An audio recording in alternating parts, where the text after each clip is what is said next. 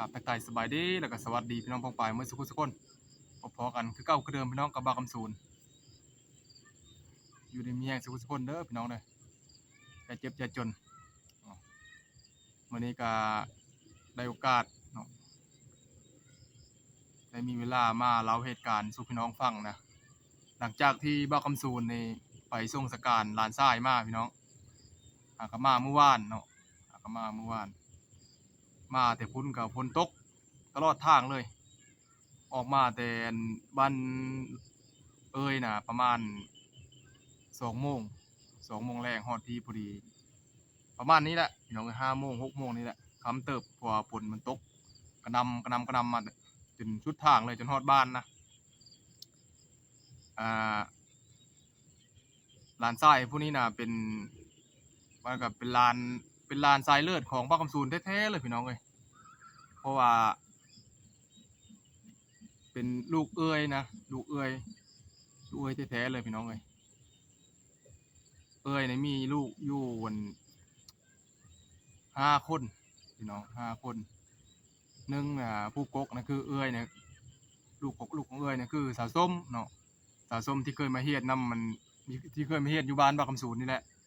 ผู้ที่สองมากับสาวส้มผู้ที่สามผู้ที่เสียชีวิตนี่นะพี่น้องเบาโซแล้วก็ผู้ที่สี่ก็คือสาว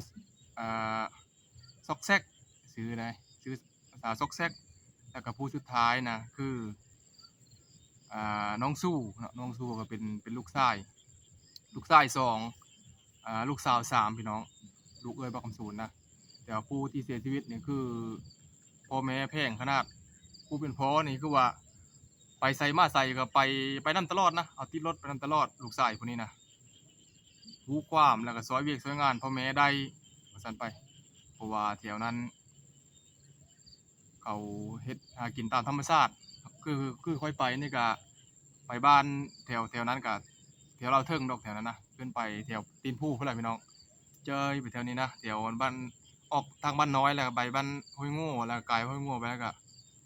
คือบ้านของมันท้าวโศกที่ลานของมันบ้านคำศูนย์นี่แหละที่ว่าเป็นการสูญเสียที่ว่าครบรอบ1 ปีพี่น้องคือปีกายนี่ก็คือบ้านคำศูนย์นี่สูญเสียเสาหลักของบ้านก็คือพอเดือนนี้แหละเดือน8เดือนสิงหาคมนี่แหละพี่น้องเอ้ยเดี๋ยวพอบ้านคำศูนย์เนี่ยเสียวันที่6เดือน8เดี๋ยวมาครบรอบปีนี้เนี่ยหลานบ้านคำศูนย์เนี่ยเสียวันที่16เดือน8พี่น้องเอ้ยครบรอบ1 ปีนี่มาเสียแบบนี้นะถือว่าใจหายใจคว่ำเสียใจก็คือหลักๆก็คือพ่อแม่ของหลานชายแหละพี่น้องเอ้ยกินบ่ได้อยู่บ่เป็นแล้วต้องทำใจต้องยอมรับกับชะตากรรมชีวิตพี่น้องเอ้ยมื้อนี้ก็สิมาเล่าเหตุการณ์สู่ฟังพี่น้องหลายคนก็ถาม FC ก็ถามมาว่าเป็นหยังบ่คำศูนย์คือบ่นำไปโรงหมอเนาะบางคนก็ถามว่าอันเป็นหยังคือบ่ไปโรงหมอแล้วคือบ่ไปฉีดเซรุ่มเนาะคือบ่พาไปใส่ยาบางคนก็ถามว่างูหยังกัดหลายคนหลายถามนะพี่น้องมื้อนี้ก็สิบ่คำศูนย์ก็สิมาสรุปภายในคลิปเดียวนี้เลยนะเหตุการณ์เกิดขึ้นก็คือวันที่16พี่น้องวันที่16เดือนสิงหานี่แหละเดือนนี้แหละช่วงเวลาประมาณบ่ายโมงนะวันที่16ของเวลาบ่ายโมงทางพุ้นนาทางบ้านบ้านคำศูนย์นี่บ่มีสัญญาณนะสัญญาณเน็ตนี่ถือว่าบ่มีเลยสัญญาณเน็ตนะสัญญาณโทรนี่ก็ต้องได้ปีนกงไม้หานะสัญญาณโทรต้องได้ย่างหาบ่มีสัญญาณได้ขีดนึงก็ถือว่าดีแล้วตอนนั้นเขาเจ้าโทรมาว่ะโทรมาอันแม่บ้านคำศูนย์ก็รับว่ะเขาเจ้าเอาว่าเนาะเว้างูได้ยินแต่ว่างูนะแล้วก็ตัดไปเลยพี่น้องได้ยินเขาว่างูแล้วก็ตัดไปเลยบ้านคำศูนย์ก็บ่ได้เอะใจหยังแต่โทรมาครั้งที่2อีกบัดนี้ครั้งที่2ได้ยินแต่คำว่ากัดงูกัดแล้วก็ตัดไป เพราะว่าสัญญาณโทรมันบ่มีนะพี่น้องประมาณช่วงประมาณบ่าย3บ่าย4บ่าย3โมงบ่าย4โมงหรือว่า16โมงแรงนะพี่น้องใกล้ๆ16โมงแรงเนี่ยประมาณเลขไทยออกนะ13โมงกว่าๆพี่น้องประมาณ4เนี่ยเขาโทรมาว่าโทรมาวันนั้นติดแล้วก็รับแม่บักกระสุนก็รับแล้วก็เพิ่นก็ว่าก็ว่าตอนนี้นะอ่าขออนุญาตว่าเพิ่นว่าบักโซกนะถูกงูกัดแล้วแม่บักคำศูนย์บอกแม่บักคำศูนย์นะบักโซกถูกงูกัดแล้วตายแล้วได้แม่แม่บักคำศูนย์เป็นลมเลยซอกเป็นลมเลยกำลังนอนอยู่พี่น้องได้ยินคำนั้นหลานฮักหลานแพงเป็นแบบนั้นแล้วก็ซอกเลยบักคำศูนย์ก็ซอกไปตามๆกันบ่คิดบ่ฝันเลยว่าอย่างได้ยินคำว่าถูกงูกัดตอนนี้อาการสาหัสก็สิประมาณนี้ก็ยังไข้ๆอยู่ได้พี่น้องอันนี้มาแบบบ่ทันตั้งตัวเลยนะแบบว่าเสียแล้วแบบนี้นะพี่น้องแล้วมันทำใจยากนะเพิ่นจะซอกไปตามๆกันเลยบ่ฮู้แน่สิเว้าสาเหตุที่ภายในมื้อนั้นน่ะพี่น้องสิเล่าคืนหลังนะในมื้อนั้นน่ะของวันที่16น่ะมันมีลางสังหรณ์แล้วพี่น้องผู้แม่น่ะสิไปเลี้ยงงูนะไปเลี้ยงงูแล้วอยู่สวนป่าวิกแต่ว่าผู้ลูกนี่บ่ให้แม่น่ะไปแต่ลูกนี่สิไปเองสิไปเลี้ยงงูแทนแม่นะแล้วแล้วท้าวโชคน่ะบอกแม่ว่าแม่เจ้าบ่ไปก็ย่าให้เฮาไปให้ค่อยไปเลี้ยงซะค่อยใหญ่แล้วค่อยบ่ให้เจ้าทุกข์ดอกค่อยสิไปเลี้ยงเองกับน่ะคำนั้นแหละที่แม่จุกนะพี่น้องแปลว่าเป็นการคำลาเป็นครั้งสุดท้ายนะหลังจากนั้นก็กับน้องก็ไปพากันไปเลี้ยงงูอยู่สวนวิกสวนไม้วิกพากันไปประมาณเลี้ยงงูประมาณตอนบ่าย3นี่แหละอันเพิ่นเล่าสู่ฟังนะของตาโศกนะตาส้มว่าเล่าสู่ฟังประมาณบ่าย3บ่าย13โมงพี่น้องตอนบ่ายๆนี่แหละแล้วผู้น้องนะพากันจะไปหาตั๊กแตนตามพวกไม้นะหาจับตั๊กแตนไปหาคุบเอาตั๊กแตนเนาะคนบ้านนอกหาคุบเอาตั๊กแตนคุบไปคุบมาตั๊กแตนนั่นน่ะบินไปพี่น้องบินไปไปตกใส่บ่อนงูนะตกใส่บ่อนงูที่งูอยู่นะเราก็คุบลงไปหันเลยพอดีเลยหำใส่นี่โลดเบื้องซ้ายเบื้องนี้นะพี่น้องปับชนี้เลยต้องแล้วก็อ้อยมาหาก็แล้วก็บอกว่าเฮาถูกงูกัด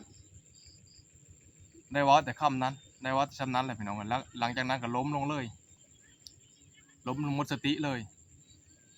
แล้วก็กำขึ้นมาผู้เป็นก็ได้ออกมาพี่น้องออกมาฮอดเทินนะออกมาแล้วก็เล่นเข้าไปหาพ่อขายเครื่องอยู่ในบ้านเพิ่นอยู่นอกดอกเล่นเข้าไปหาพ่อขายเครื่องอยู่ในบ้านน่ะพอดีพ่อก็เล่นออกมา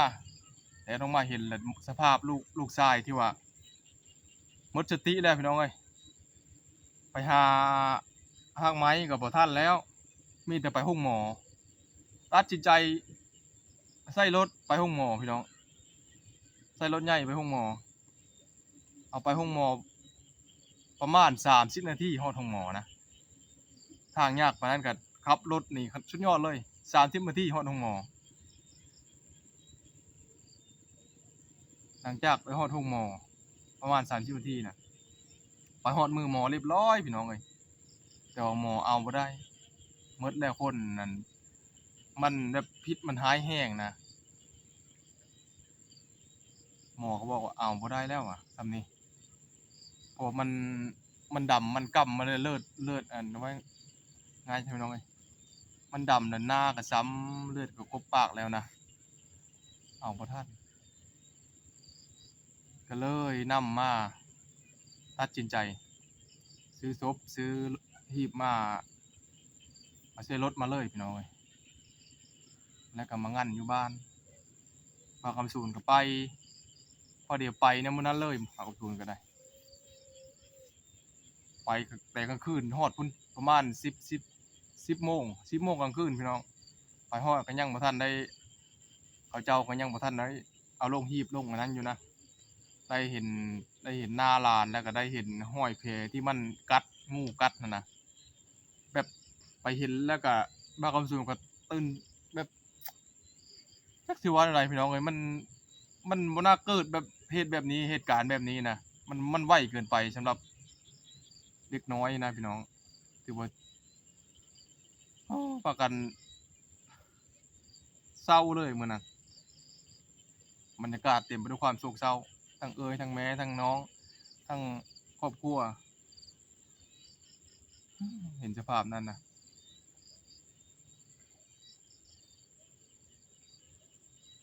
สุดท้ายก็หลานก็จากไปยังสงบพี่น้องเอ้ยนะก็ขอให้ไปสู่ภพภูมิที่ดีคนเฮาเกิดแก่เจ็บตายก็เป็นเรื่องธรรมดาพี่น้อง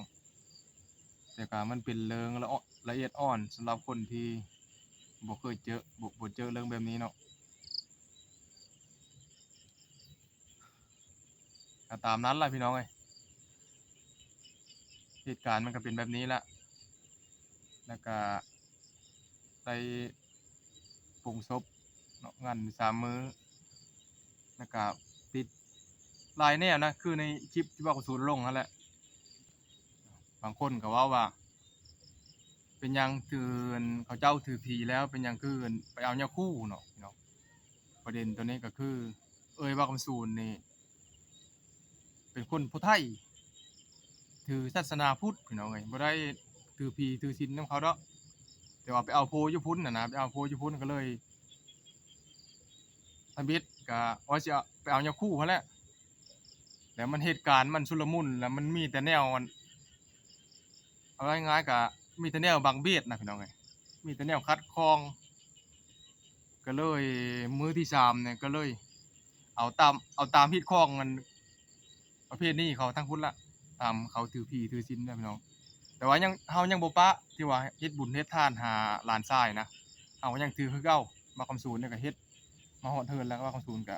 ต้องได้เฮ็ดนะพี่น้องเนาะแล้วก็เขาก็ได้เฮ็ดผ้าเข้าแล้วก็ไปถวายสังฆทานอยู่พู้นอยู่วัดพุ่นล่ะพี่น้องก็บ่ได้ปะนะก็ยังเฮ็ดคือเก่าแต่ว่ามันหึงมันนานแล้วก็เลยได้เอาต้องได้เอาไปก่อนนะต้องได้เอาศพมันไปก่อนพี่น้องเพราะว่าป้าหึงแล้วจนมันแบบมีกลิ่นแล้วนะพี่น้องเอ้ยขออนุญาตนำเนาะมันมีกลิ่นแล้วก็เลยได้ต้องได้เอาไปนะพี่น้องนะก็ตามนั้นเลยน้องเหตุการณ์มันก็สิประมาณนี้นะก็ขอบใจ FC ทุกคนที่เข้ามารับฟังและก็ติดตามเป็นกำลังใจให้บ้านคำสูนและก็ครอบครัวนะพี่น้องสุดท้ายนี่ก็ขออวยพรให้ FC ทุกคนอยู่ดีมีแห้งอย่าเจ็บอย่าจนสุขภาพแข็งแรงร่ำรวยพี่น้องเอ้ยทุกทุกบ่อนค้าขายร่ำรวยเฮ็ดธุรกิจก็เฮงๆปังๆพี่น้องรวมทั้งบ้านคำสูนนำเฮ็ดคลิปให้มันเฮงๆปังๆนะสบายดีพี่น้องขอบใจหลายๆเด้อสบายดีนี่สมาชิกเฮา อันนี้มันบอบอสเอาผู้ไทยน้อยสวัสดีชาวโบนัสมีหน้าตะเหิงละมาเลยห้องฮีดนะมือวันเพิ่มมานี่วันเพิ่มมาเนี่ยลืมละ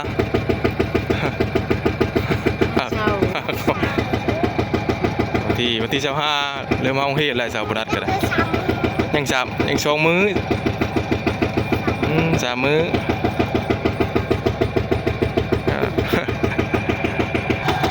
เอานี่ข้างเขากะป้าเต้าหน้าเราพี่น้องเลย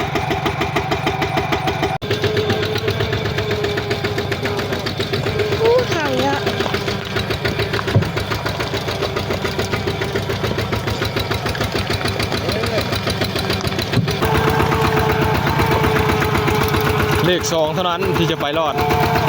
ส่วนเลข3นั้นเอาไว้ก่อน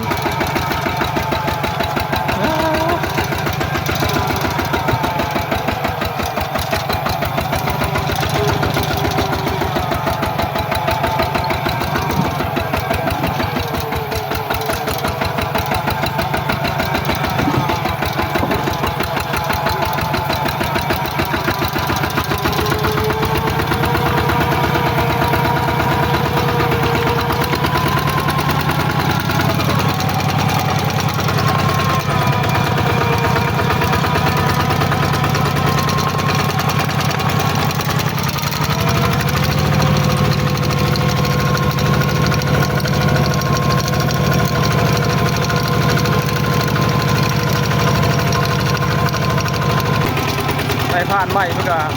ขึ้นป่าขึ้นวาดนี่มาลงมาแต่ไปชมสการร้านได้แล้วก็มาแล้วเพิ่นขึ้นแนวเพิ่นผ่านใหม่นั่นเลยขึ้นลงวาดนี่จะรอลุ้นว่าผ่านใหม่เพิ่นสิมาหรือบอกถ้าเพิ่นมาเพิ่นไปเนี่ยเพิ่นสิโทรบอกเนาะบางทีเพิ่นก็บ่โทรได้เพิ่นทาแบบทาเซอร์ไพรส์นะผ่านใหม่น่ะบางทีก็บ่โทรบ่มันมีสัญญาณเนาะอยู่บนราคาแบบขึ้นไปบอดสูงๆกระทู้ได้นะถ้าลุ้นน้องเลยเอาผ่านไม่สมาร์ทเดียวขึ้นป่ารอบนี้ต้องคำสูตรนี่นะหาอยู่หากินแถวบ้านนี่นะหัวหน้าครอบครัวพี่น้อง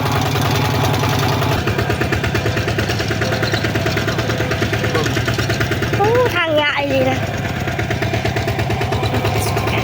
น้ำท่วมเธอก่อนทอดที่ได้พี่น้องเลย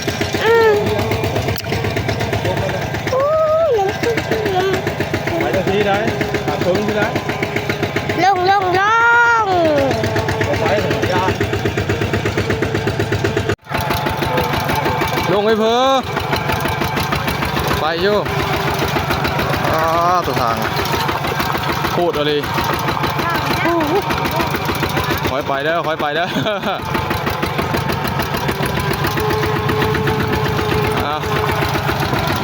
บ่อนที่ทางคาดนะทมแล้วเนื้อทางไหมเนื้อทางไว้หน้าได้นี่ทางย่างละแปลงยี่นี่ก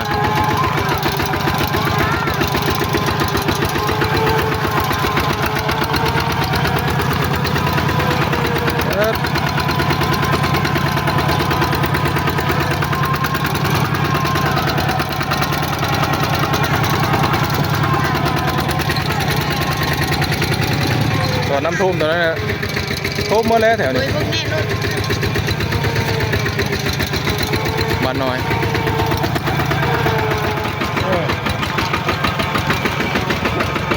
ลูกหลาน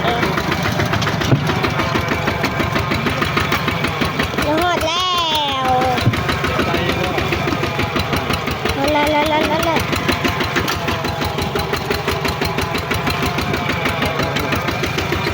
มิดทางเนี้ยแล้ว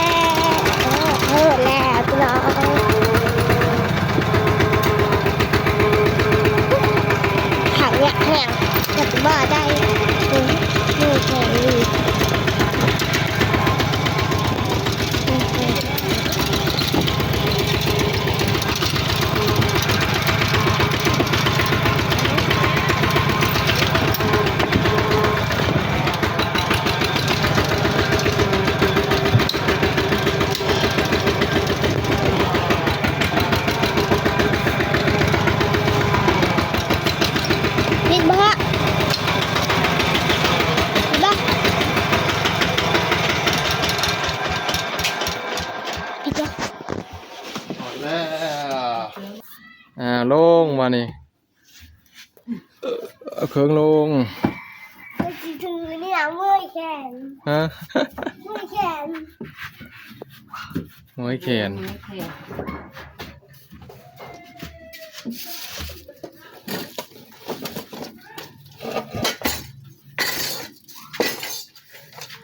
โอ้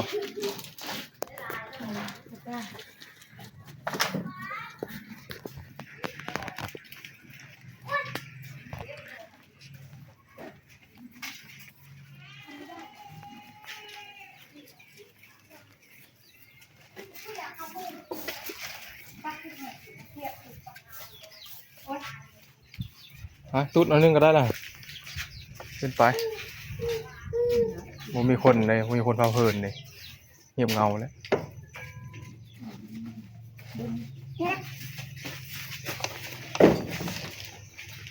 น้องนักเทศตื่นมากเลยเขาตำก้นติงนะตำก้นติงละมุน ไป เนื้อผมไม่เห็นว่ะ นี่สมาชิกกะ พี่เลิฟเหมือนกัน ฮะ พี่เลิฟ สมาชิกนี่เอาขึ้นเจ้านะ สมาธิมันถ่ายคลิปเลย